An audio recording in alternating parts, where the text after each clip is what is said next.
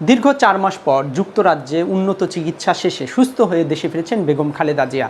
কিন্তু বেগম খালেদা জিয়া দেশে ফেরার পরে এক শ্রেণীর মানুষের মাথায় কিন্তু আকাশ ভেঙে পড়েছে। তারা কারা? তারা হচ্ছে যখন 8ই জানুয়ারি বেগম খালেদা জিয়া উন্নত চিকিৎসার জন্য তারেক রহমানের কাছে অর্থাৎ যুক্তরাজ্যে যান, তখন কিন্তু এক শ্রেণী বলার চেষ্টা করেছে যে শেখ হাসিনা পালিয়ে গিয়েছে, তাদের নেত্রী চলে গিয়েছে, কিন্তু খালেদা জিয়াকেও দেশ থেকে বের করে দেওয়া হয়েছে, এটা সেনাবাহিনী করেছে, এর পিছনে এই পরিকল্পনা আছে। বিভিন্ন ধরনের তারা কিন্তু একটা যুক্তিতর্ক দাঁড় করানোর চেষ্টা করেছে, নিজেদেরকে সান্ত্বনা দিয়েছে যে খালেদা জিয়াও আর দেশে ফেরত আসতে পারবে না। কিন্তু খালেদা জিয়া দেশে ফেরার মাধ্যমে সেই শ্রেণী কিন্তু এখন অনেকটা হতাশ হয়ে গিয়েছে। তাদের কিন্তু যে প্রচারণা ছিল সেটা কিন্তু একেবারে দুমড়ে মুচড়ে গিয়েছে এবং তাদের মুখে এক ধরনের চপাটাঘাত পড়েছে। কিন্তু কারণ খালেদা জিয়া কিন্তু ঠিকই দেশে ফিরেছেন, কারণ এটি কিন্তু কোনো ষড়যন্ত্র অংশ ছিল না যে সেনাবাহিনী এই ধরনের কোনো কাজ করার কোনো প্রশ্নে আসে না। একটা বিপ্লবের মাধ্যমে দেশে সরকার আসছে।